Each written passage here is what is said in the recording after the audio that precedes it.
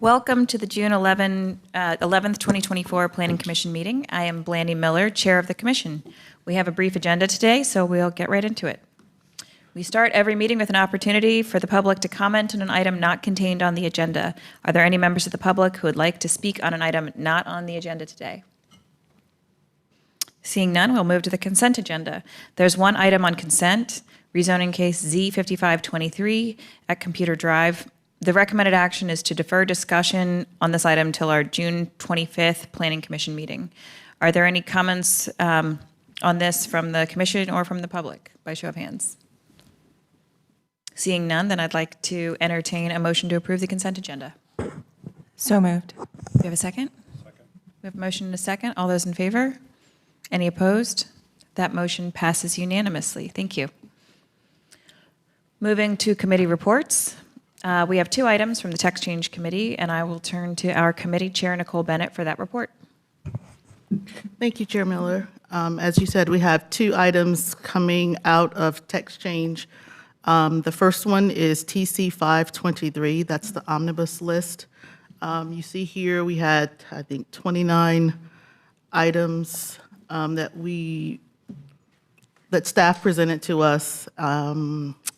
These issues arise due to a variety of reasons, including text changes, application of the code to unique situations, and unclear, imprecise language. We discussed them, and the committee recommended approval unanimously. So are there any questions or discussion about any of these items? If not, I'll make a motion. Were there any questions? So I did have a couple of questions, and would it be appropriate to discuss things individually and vote on it as a whole, or should we pull those things out and vote on what, like they do at council, pull items and vote on what's left? Because most of it, I have no problem with at all. But so for the questions, I'd like to know more about the removal of discretion for the planning director. I think philosophically that our planning department should have more discretion, and that Planning Commission and Council should spend more time discussing substantial issues where our values come into conflict in big cases with lots of complexity, and less time dealing with small technical issues. So I was hoping we could get into that a little bit more. Thank you. Yeah, I can respond to that. Keegan McDonald with Planning and Development, and I'll also probably defer to Mr. York to provide additional information. But essentially, this is just a recognition of other area, or cleaning up the few remaining sections of the code where it implies some discretion to the planning director or other staff members, when in reality, the code is meant to be entirely objectively applied. So state law does not allow for us to make administrative decisions that involve discretion. Of course, there's sometimes questions of how specific code sections are interpreted, and that's a separate matter that's handled by the zoning administrator. But the entire UDO is intended to be objective, and we've gone to great lengths in reforming what was previously the design adjustment process that our transportation folks applied some discretion, and also the administrative alternate for design, now called design alternate process, where the planning director had some discretion over final approvals. So we've gone to great lengths to move any remaining discretionary authority where we can to a QJ process through either, in most cases now, the Design Review Commission. And then there's a few remaining spots where we're not exercising that discretion today, even though the code says we are. And so we're basically just ignoring that it exists as language in the code. And to eliminate any confusion and to comply with state law, we're cleaning up those specific outstanding sections. So I'll let Mr. York respond if there's anything else to comment on. No, he covered it. I mean, if there's discretion, it requires a quasi-judicial process. So if you gave the planning director discretionary approval, he would have to sit and hear a quasi-judicial hearing before he made his decision. Okay. And so we've tried to put all those in, and staff's not authorized by 160D to do that. Planning Commission, Board of Adjustment are where the authority in the City Council or the three boards recognized by 160D to have that authority. That's why we have the Appearance Commission sitting as another planning commission when they're handling those QJ matters. Okay. All right, that clears it up. So in short, this is bringing the code into alignment with current practice. And That's correct, yeah. And we've made most of the changes. These are just a few outstanding sections where, again, it implies some level of discretion that we're not exercising anyways. And the Historic Commission, I'm sorry, there's one that Yeah. that's also has discretionary authority. Well, I'm happy to sign off on that. The other one that I had questions about was item number 15, manufactured homes. And I suspect that this is the same issue where it's just a clarification. But I'd like to point out that I think that our restrictions on manufactured homes in the context of tiny housing and general residential housing is detrimental to housing affordability across the city. And I'd like to see it going in the other direction. So if this is a substantial change that changes what's actually allowed to be built, I think that I would be compelled to vote against it. But again, if this is just an alignment so that code matches current practice and the two different codes here in question match, then I'll just be on the record that I think that we should be allowing more manufactured housing. Yeah, and just for the record, I can provide some clarity as to that specific item. So when we instituted the tiny house building type, there was a lot of discussion at that point in time about alternative building methods or construction methods that would be permissible. And we had hoped to allow sort of a modified standard like they use in some Western states. But we received guidance from Department of Insurance that really the only alternative option to a site-built structure that could be used for permanent habitation was a manufactured home. And so manufactured homes offer a lot of advantages, typically more affordable than a site-built structure. But there's also some drawbacks in terms of energy efficiency and oftentimes aesthetics. And through the design, or excuse me, through the review of that tiny house text change, there was a recommendation from the Planning Commission that if manufactured homes were going to be an option, to include some additional design standards. So they're fairly minimal. They actually match up with what's required for modular housing, and with a few additions. And then one of those design standards was to limit the overall square footage to 600 square feet in size. And so that's what's in place today already for the general tiny house building type. So if you're just constructing a tiny house as a manufactured home, you'd be limited to 600 square feet in size. And this is basically aligning the requirements within the cottage court section to match the general tiny house standard. So it is in alignment. Certainly understand that aside from aligning the two standards, it's somewhat of a policy decision, but we were just trying to recognize what we thought the intent was when the initial tiny house text change was passed. It was something that we missed in making sure there was alignment between all of the various code sections where it allowed manufactured housing. Thank you. So what's the current cap on the size of a tiny house that's site-built? 1,200 square feet. So you can only get a 600 square foot one if you want to go manufactured route. That's correct. Yeah, Okay. for either a tiny house or ADU. Or an ADU, okay. I think that I'd still like to vote against this clause, and I don't know if it'd be appropriate to pull it and vote on everything else, or how would you like me to handle this, Chair? Are there any other items No, that's it. for you? Okay.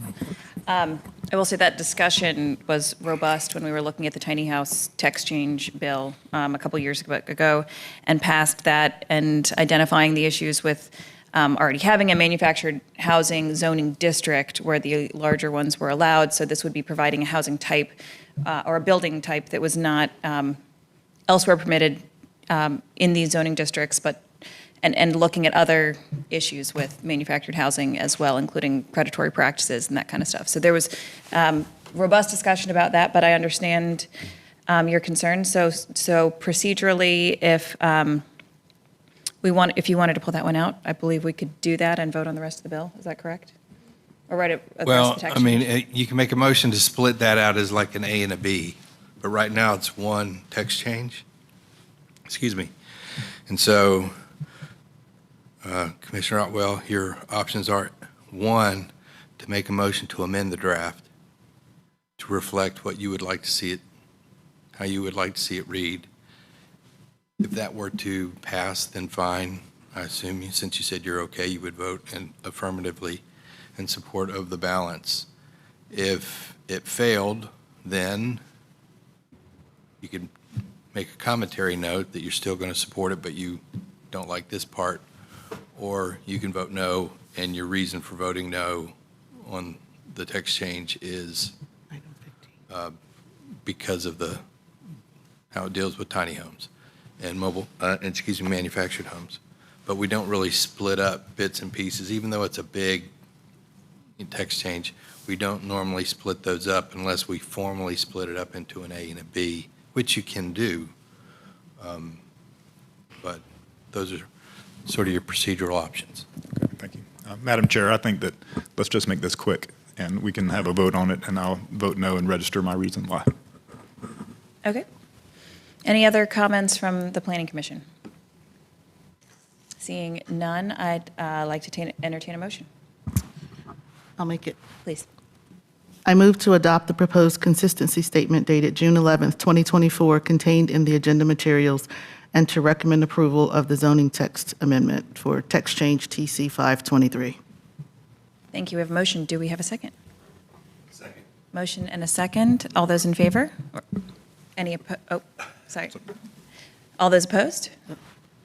Just one? That motion passes, what are we now, 6-1? Did I do that count right? Yes, 6-1. Would you like to state a reason for your vote against? Sure, thank you. I support the majority of the omnibus text change. The only issue I have is with item 15, the manufactured home within cottage courts. Further restrictions on manufactured housing tend to hurt our affordable housing goals. Okay. Thank you very much. That motion passes unanimously. I'll turn back to our committee chair for a report on the next item. Thank you. The next item is TC 1A24 and TC 1B24, which replaces the entirety of the Stormwater Management Design Manual from 2002. We heard this a couple times in committee, and we also heard comments from the public. And it looks like staff is recommending deferral so they can make some final modifications based on some comments they received. Yeah, that's correct. So if there's any specific questions, I believe we have representation from Stormwater here, but essentially the committee made a recommendation to approve with some modifications, and staff is just needing additional time to make those changes. But and we anticipate bringing that within 2 weeks or to the next meeting. It's just that the deadline imposed by the UDO will occur before that date. So this time extension is just to give us those extra 2 weeks to bring you the changes so the Planning Commission can make a formal recommendation on the matter. Thank you. Any further discussion on this item? So those are changes that were recommended by the text change committee, or that came from outside of text change committee? I believe they were the ones discussed at text change committee. To say whether or not they were recommended or specifically requested by the text change committee maybe is not 100% accurate, but they were responding to comments from the public, and I think those were all reviewed at text change committee we heard last them week all. and approved. Yeah, that's why I was just making sure if there was something that came from outside of what we already heard, I would just be curious. Oh, sorry. No, I think they were all discussed Okay. at the last meeting. Yeah. Thank you. Any other questions, comments from commissioners? Then in that case, I'd like to entertain a motion to request a 30-day extension on this item, or on these items. So I move to request a 30-day time extension for text change TC 1A24 and TC 1B24. Thank you. Do we have a second? Second. We have motion second. All those in favor? Any opposed? That motion passes unanimously. Thank you. On to old business. There is one item on the agenda today. For this, it's rezoning case Z8322. Nope, it's not. It is, excuse me, it is rezoning case Z924 at Rock Quarry Road. This item was discussed at our May 28th meeting, where it was deferred until this meeting to allow the applicant time to consider adding conditions. We have already received a full staff presentation, applicant presentation, and heard from the public, so our focus today will be on any updates or changes to the case since our last meeting. And I will turn to Bronwyn Reedus for a presentation from staff focusing on updates since our last meeting. Thank you. Bronwyn Reedus, Planning and Development. So just a reminder, this is a request to rezone about 1.75 acres from residential 4 to residential 10 with conditions. The applicant did submit revised conditions, and they have been signed within the deadline to be considered today. So the first two conditions were already proposed last time you saw this case, prohibiting some uses and then limiting residential development to a maximum of 29 units. There's been one new condition added since your last meeting, which states that if a future soil survey determines that the stream located along the eastern property boundary is a Neuse River stream and requires buffering per the Neuse River rules, then the development shall dedicate a greenway easement within this same area. And so that is the condition that has been offered. I'm happy to answer any questions you have for staff before you kind of open up for discussion. Thank you. We may turn back to staff for questions in a bit. On to public comment. We have already received public comment on this case, but so I can get a sense by show of hands, is there anyone here today who wishes to speak on any of the proposed changes or any other aspect of this case not previously discussed? I see one. In that case, I will open up both sides for an additional 4 minutes.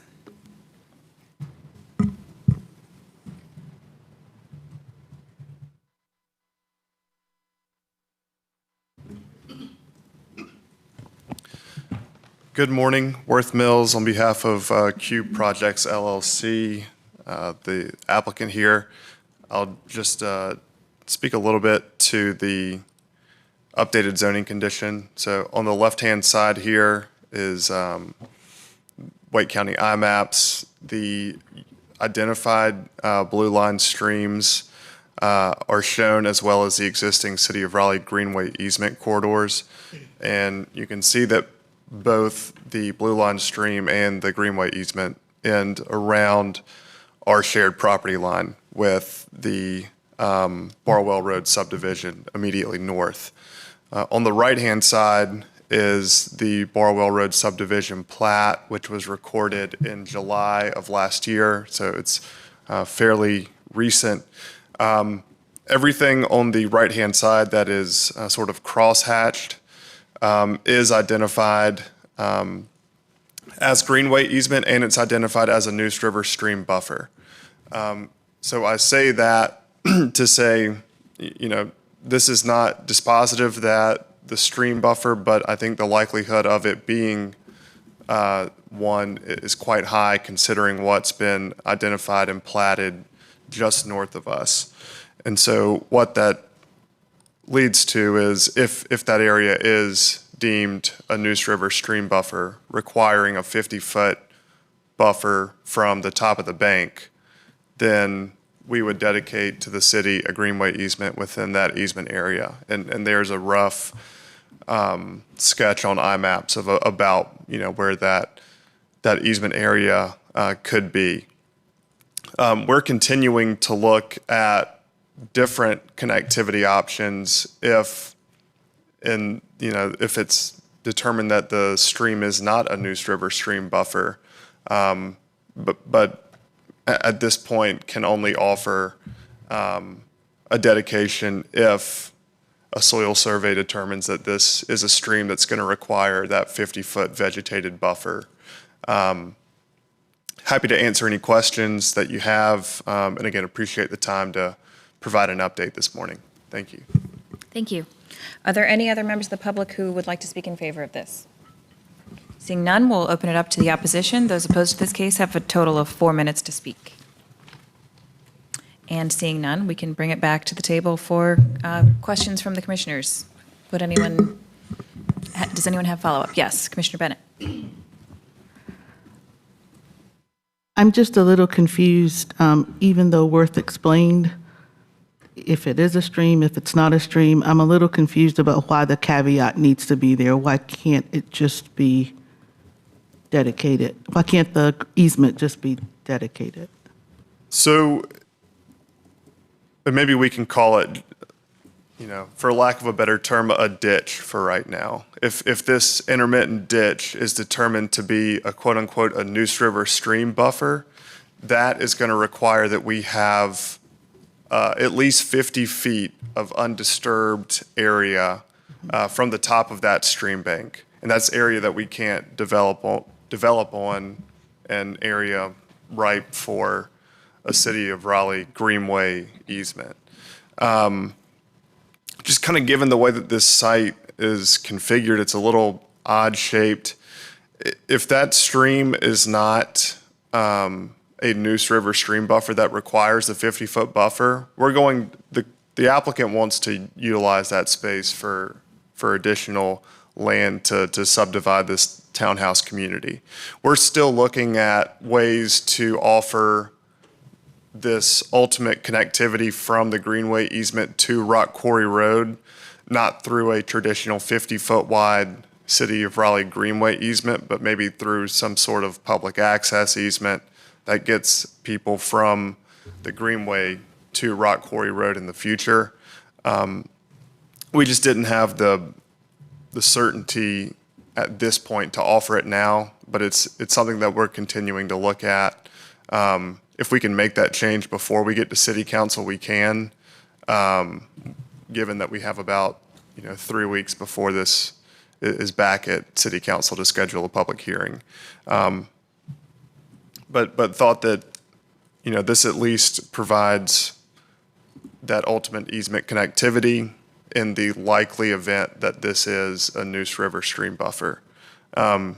Because again, it's this property immediately north of us where you do have the Greenway easement. This is represented on the plat on the right-hand side, and everything in here is identified as a Neuse River stream buffer and a City of Raleigh Greenway easement. So if that happens to be the case on our site, it would look very similar to what you see here. Okay, thank you.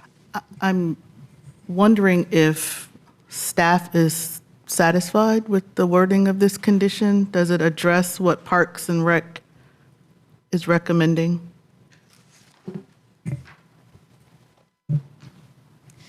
We do have a member of Parks and Rec staff here today.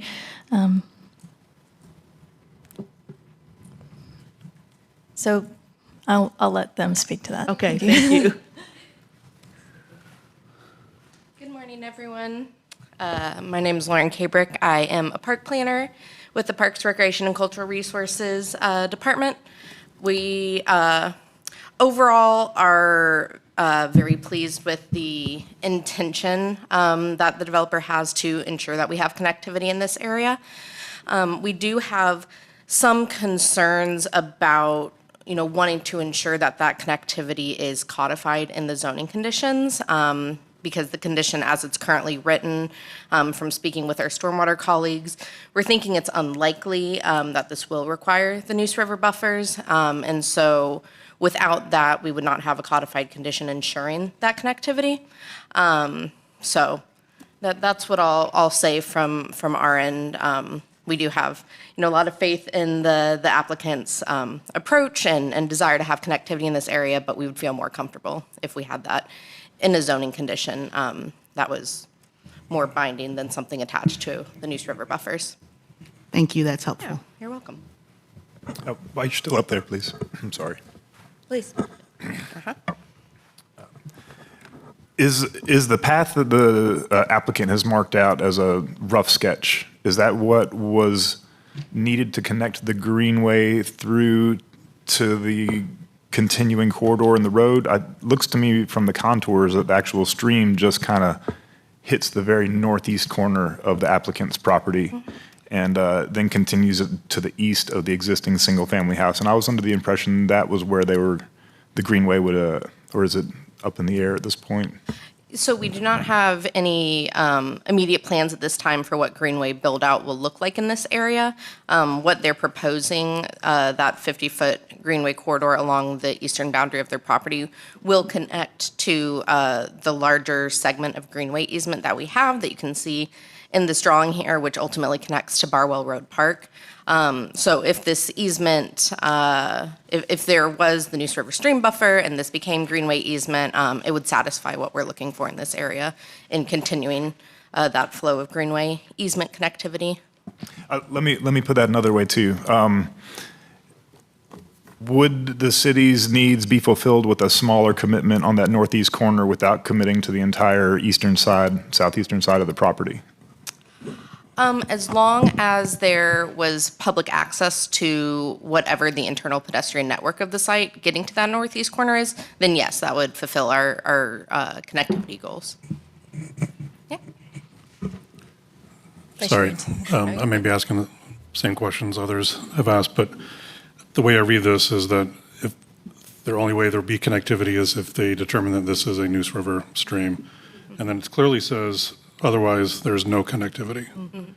So the city's asking that the applicant maybe revise or change their intention in the, I know we have only one bite of the apple here, but change their intention to at least identify some connectivity, whether it's part of a easement or some other, Neuse easement or some other greenway easement, correct? Yes, that's correct. So I guess- Oftentimes, we utilize bicycle and pedestrian access easements as well, and so that would not need to be in coordination with a potential blue line stream here, so. So those could there be are smaller in width. I guess, I don't know how, if we only have one bite of the apple, I don't know how we address this going forward. If the applicant would be willing to modify between now and council, how does that, doesn't work? Okay. The process doesn't allow for that. I would like to give the applicant time to respond, but I might see if Commissioner Fox, is it on the same topic? Yeah. I'm not, question to staff, it may or may not be to Parks and Rec staff. It's a recent text change, the sustainability-focused recent text change that required greenway connectivity amongst another of other, like, green infrastructure. Does that play a part in how this project would move forward at the development plan? So that is a great question. I think you're referring to TC 323, the Clean Transportation Ordinance. So specifically, the relation to greenways with that ordinance is when there is an existing greenway trail and a development comes in adjacent to a property that has an existing greenway trail, it requires connections into that. But because in this case, this is greenway easement without an existing greenway trail, that would not apply to a property like this. Okay. Thank you, that was very helpful. Thank you. And would the applicant like to respond? Yes. We're like I said, we're continuing to look at ways to update this condition to make sure that there is some level of connectivity, whether it's a Neuse River stream that requires buffering or not. We just did not have the time to evaluate, how that impacts the site layout as it's shown, as we've looked at it without the stream buffer. And so right now, the applicant is continuing to look at how to incorporate, probably a 20-foot wide access easement that gives you a 10-foot wide multi-use path.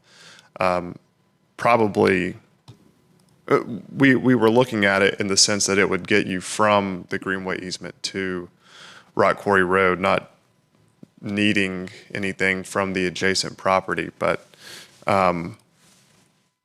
yes, we're continuing to look at it and understand that we can improve this at City Council as well.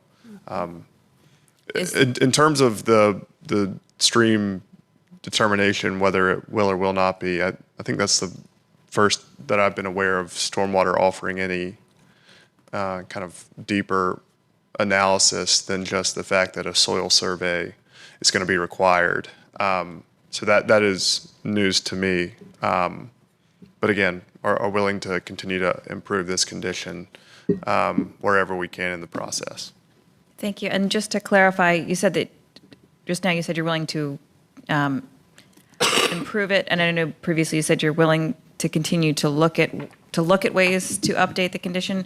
Is that a commitment to provide an easement of some kind, or is it just a commitment to keep looking at it? I don't think that I can make a commitment at this point without having seen it from the applicant, that they're willing to make that commitment as well. But I do know that we're continuing to evaluate a site plan that incorporates that access easement. Would a condition need to identify exactly where that easement would be? Maybe that's a question from staff, or just saying that one would exist to connect. I know in the past we've offered commitments where the specific location is to be determined at a later stage in the review process, and I think that would be appropriate. For this case as well, I would not necessarily want to box ourselves into any one path to get there. But at the same time, if they think that a path loses, one or two potential homes to build here, then I think they've got to consider the ramifications of that. And that's kind of what we're working through is, does this have an impact on the ultimate feasibility as we've shown it already? And so that's where that review is going on. I see. If the stream is a Neuse River stream buffer, then we know that that's land that can't be developed anyway, and hence the offer for the greenway easement in that scenario. So hopefully that helps explain kind of where we are. Thank you. Commissioner Fox, maybe? I guess a technical clarification. So the Greenway corridor does not propose that final leg of connection on the comprehensive plan. Is that correct? Okay. That's correct. It doesn't extend through this site. Weird, no? Okay. So If it did, they would be required to dedicate the easement at the time of site plan review. okay, that was my question. So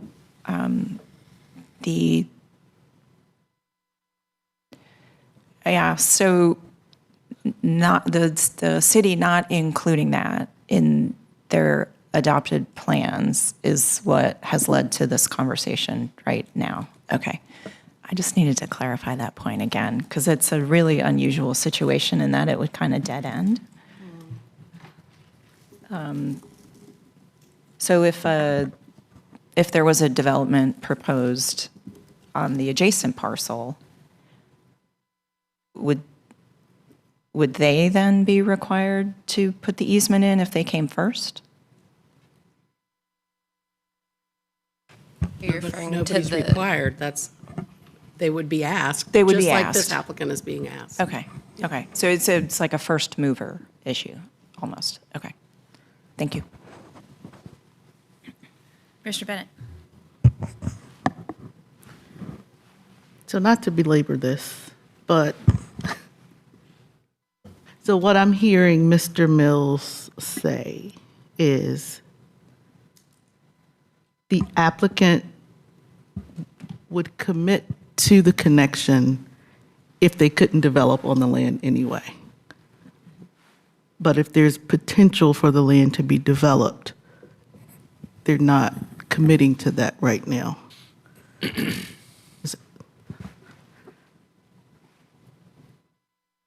They're committing to an easement.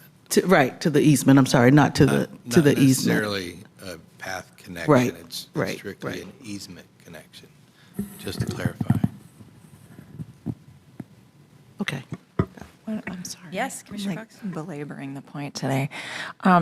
So if there was a development existing on that parcel and the city had a dead-ended route, greenway route, and they chose to take the existing easement and actually construct that, what would be the process by which the city would go through to make the final connection?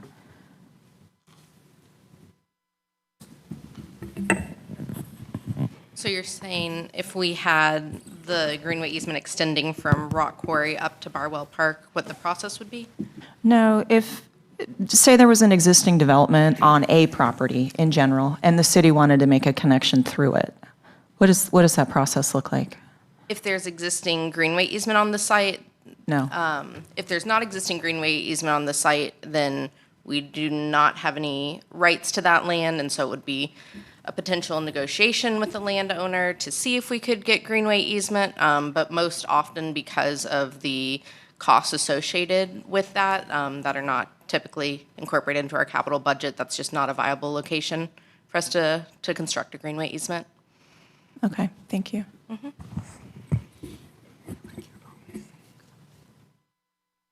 Other questions, comments, discussion from the commissioners? And I believe staff has already clarified this point, but just to be sure, under the existing entitlement of R4, the applicant would be able to develop on this property without dedicating any kind of easement, as it is. So the changes to R10 and the changes, and due to the fact that this easement is not in the comprehensive plan, that the city did not put that in there, this case, moving from R4 to R10, is considered consistent with the comprehensive plan and the future land use map. Thank you, Commissioner Haber. To follow up on that, though, if it was R4, wouldn't staff still ask the applicant to make the connection? I believe the answer is no, but staff could clarify. Because it's not in this connection, the city did not put this connection in the comprehensive So plan. why are we asking for it now? So if they developed at R4, a rezoning would not be required, and so we wouldn't have an opportunity to ask for a condition like this. I will clarify that our greenway corridors throughout the city generally follow blue line streams, and so that's the reason for this kind of unusual junction here where the greenway corridor does not extend all the way to a road because it was following a blue line stream that terminated prior to getting to this property.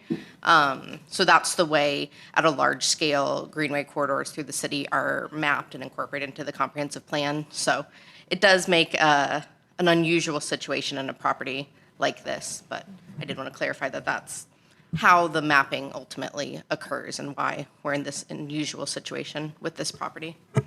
Thank you. Commissioner Haber. If I could follow up, though, I'm kind of picking up on what Commissioner Fox asked.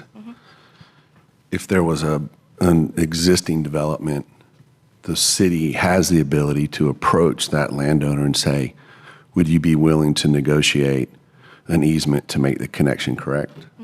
Yes. So I'm saying if they, to continue Chair Miller's thoughts, if they developed it at R4 and the development was there and the city felt strongly enough, the city does have the ability to approach the property owner and say, would you be willing to make this connection? Is that correct? Yes. So I have a question, and I'm not sure who it's for.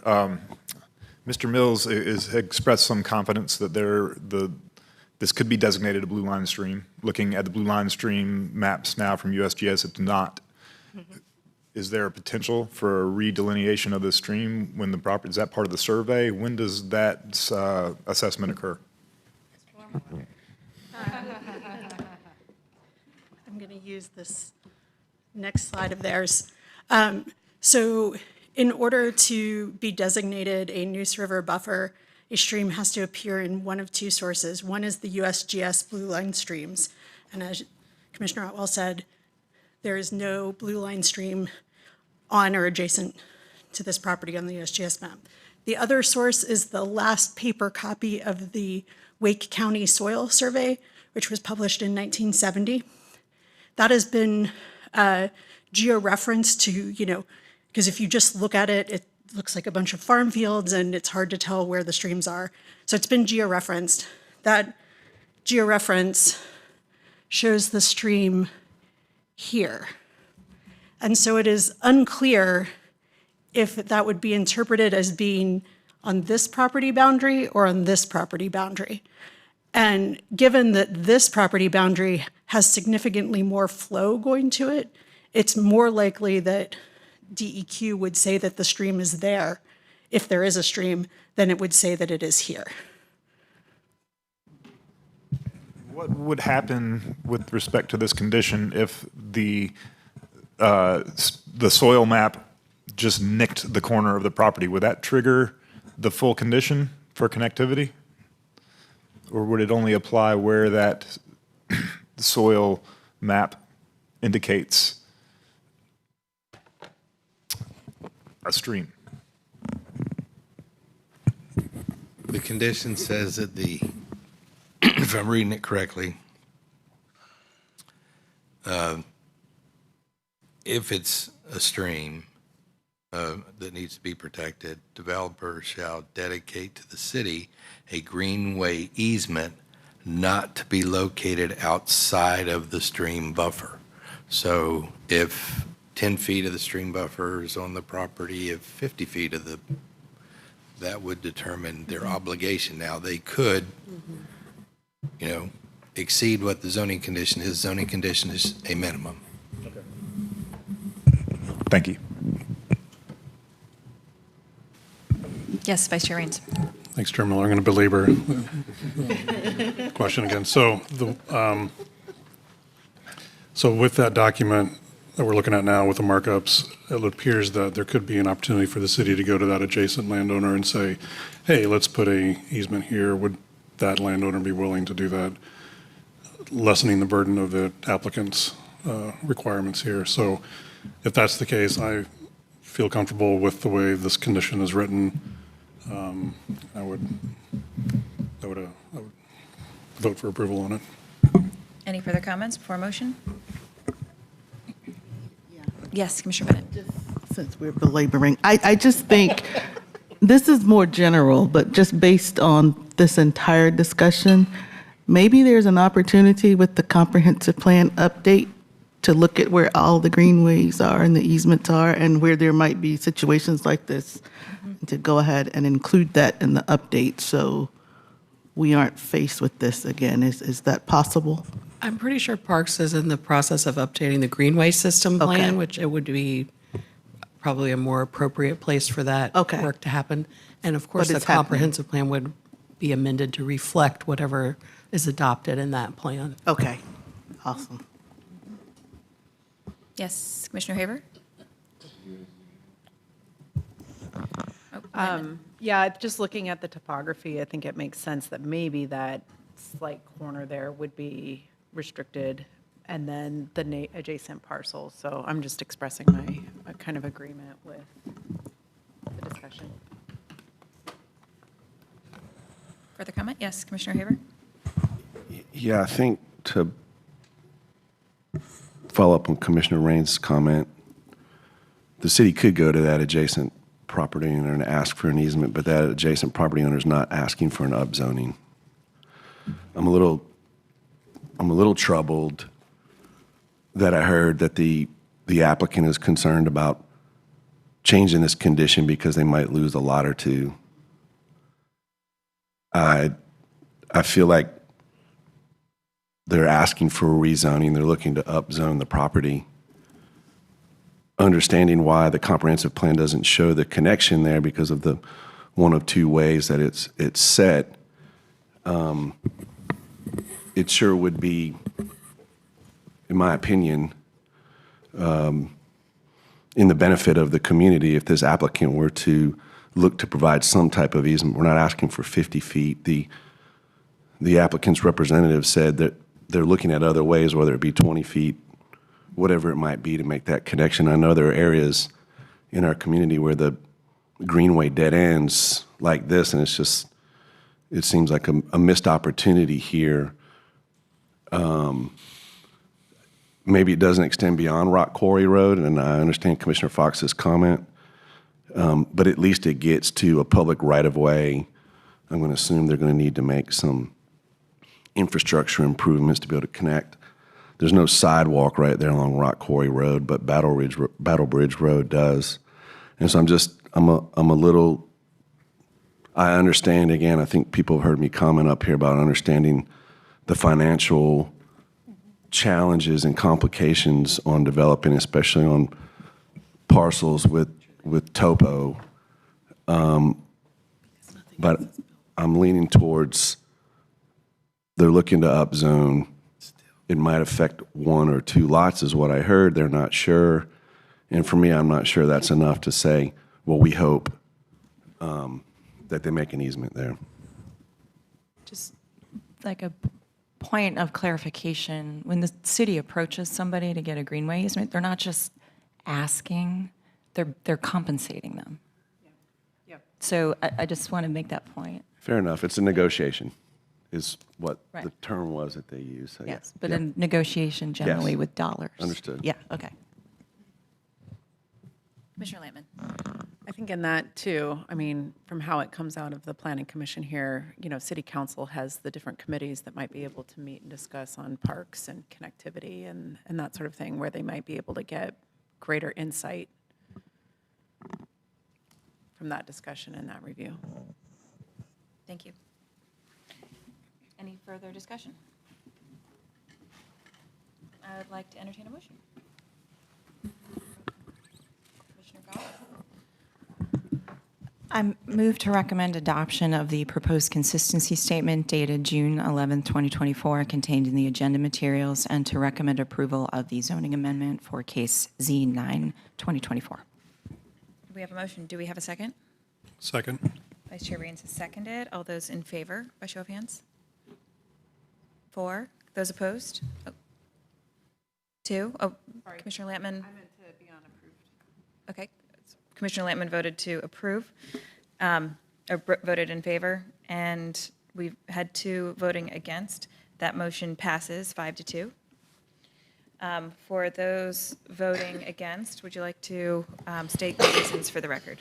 I'd be happy to. As stated, I feel like part of the criteria we are bound to make our decisions on recommendations is whether the conditions are reasonable and in the public interest.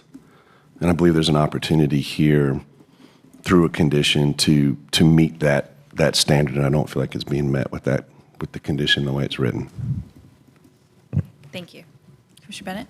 Yeah, I echo what Commissioner O'Haver said. I don't think we should be, it kind of troubles me that we are okay with offering a public benefit if the land is undevelopable anyway. That kind of bothered me. I think we should be willing to, we're asking for an upzoning, so we should be willing to offer some sort of community benefit. I know building the additional housing is a community benefit, but it doesn't seem like a great hardship what the city is requesting here. So I think in the spirit of being in the public interest, the condition should be offered. And maybe they'll talk about it more at council. Thank you. If I could add a comment, just I reminded myself a thought I had during the conversation. We saw this at the last meeting. It was asked to be deferred. And again, I want to be clear that I want to be sensitive to the financial challenges of developing. But I also heard the applicant's representative say we haven't had a chance to look at that. And I think if they would have taken more time and looked at the ability, the opportunity to do that versus trying to turn the condition around quickly and then come before Planning Commission and say, well, we haven't had time to look at it, so we're not sure exactly what the impacts are. I think that's, for me, I just wanted to share so that you understand where I'm coming from on why I'm voting against it. So, Thank you. Could I also add just a note for the council to potentially take this opportunity to look at other greenway connections as well? Like as Would part that of- be a friendly amendment to the motion to approve, to add that recommendation to council? Could it just be a note in the, does it need to be, I mean, they If review it the could be, notes. I'll look at our, Janita? You all agree to that? You could, I'm happy to have that included in the minutes as your comments. Okay, thank you. Yep. Do we need to vote on that? I think it's okay. Just to accurately reflect in the minutes. Any further discussion? Then with that, again, that motion passes 5-2, and thank you to the applicant. Moving on to approval of the minutes. We have two sets of minutes, one from our Committee of the Whole meeting on May 23rd, and one from our Planning Commission meeting on May 28th.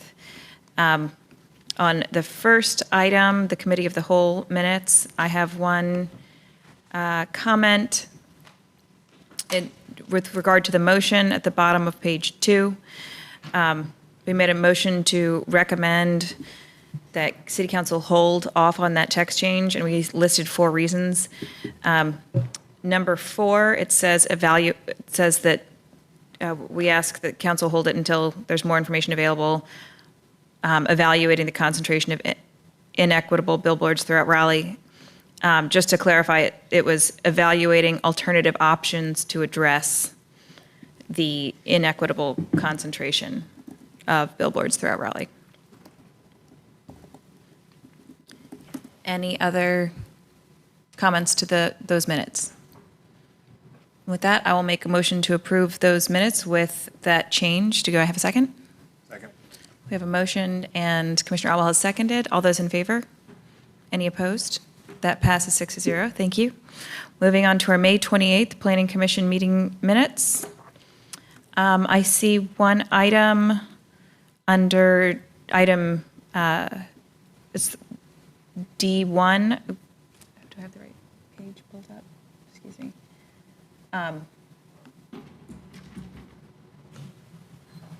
Yes.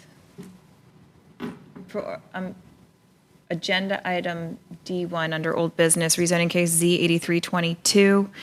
In the motion at the end, there is a discrepancy between the numerical vote count and the roll call vote. It says, oh, I'm sorry, there is not. Is there? So, okay. No, it is 5-3. In that case, we have 2 of the commissioners who stated their reasons for opposition, and just wanted to clarify Commissioner Lampman's reason for opposition. If it is included here, please forgive me. D1? It says on rezoning case Z8322 that there were 3 votes. Well, at first it says the vote was unanimous, so the vote was not unanimous. It was, the vote was 5-3 to approve, with Commissioners Bennett, Lampman, and Peeler opposed. And in the text, it says Ms. Bennett and Mr. Peeler stated their reasons for opposition, and I was going to see if Commissioner Lampman agreed with that was the reason for her vote in opposition as well. If you need a moment to look at it, we can take that.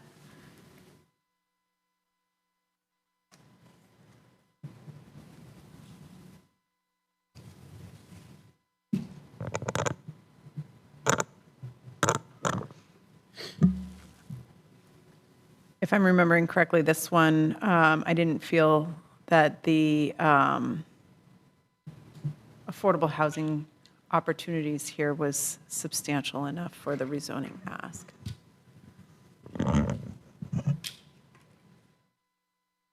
Okay, that, I did not actually have that in my notes. Is there a way that we can just confirm that with the, that may in fact be the reason, and that is, I just want to make sure that it's an accurate reflection of the video as well.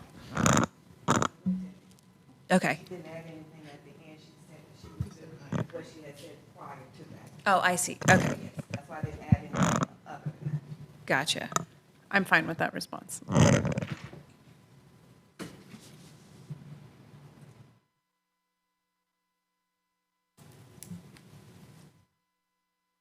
Okay, so in that case, we don't have any minutes on, do we, on her reason for voting against? I think the comment was that I agreed with Yeah. previously stated, but I see. I mean, I have to go back and look Yes. at. I remember that one. There's some I remember. Okay. So Commissioner Peeler and I stated our reasons, and Commissioner Lampman said, I agree. I see. Okay. Yes, And both our reasons were about the affordable housing. I see. So, Great. Okay. So, thank you. So if Commissioner Lampman's comments that she was also voting, that her reason for opposition was the same as Commissioners Bennett and Peeler, to add that to the minutes. Any further comments on these minutes? Yes, Commissioner Bennett. on agenda item C2, Z924, the one we just talked about, this is the bottom of page 5. It says there was discussion regarding statements concerning fire response times will require further annexation, appropriate to have on-site affordability and tree conservation, and then the motion was made to defer. It didn't mention the request that the applicant consider the greenway easement. That was really the primary motivation for the deferral. So the change for that agenda item C2 at the bottom of page 5, rezoning case Z924, right before the motion, add that there was a discussion regarding dedication of a greenway easement.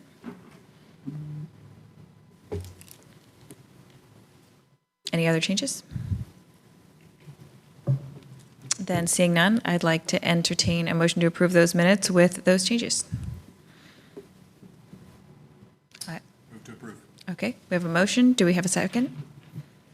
Motion and a second. All those in favor? Any opposed? That motion passes unanimously. Thank you very much. Moving on to reports. Report of the chair. We have one more meeting in June, and then we will be adjourned for July. Moving down the line.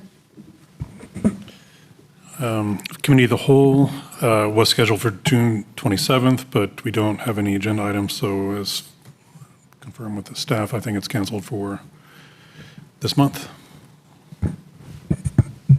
No report. The next Strategic Planning Committee meeting will be in August, on August 14th. The next Text Change Committee meeting will be August 21st. Thank you. No comments from me. Any report? Just letting Chair Bennett know, unfortunately, I'm not available for that next Text Change Committee meeting on the 19th, so just make sure we have a quorum. We're not meeting, the regular June meeting is not, we didn't have any agenda items, so we're not meeting again until August. So you're good. I wasn't listening, thank you. Thank you. Oh, one additional item I should have added as well. I believe at our next Planning Commission meeting, on the agenda, we will have election of officers. Is that correct? So if anyone would like to discuss those, very interested in discussing those with anyone here who'd like to. So feel free to reach out. Moving on to report of our Assistant Director. I don't have anything other than what's published in the agenda. Thank you. Thank you. Any further comments for the good of the order? Then with that, 10:05, we are adjourned.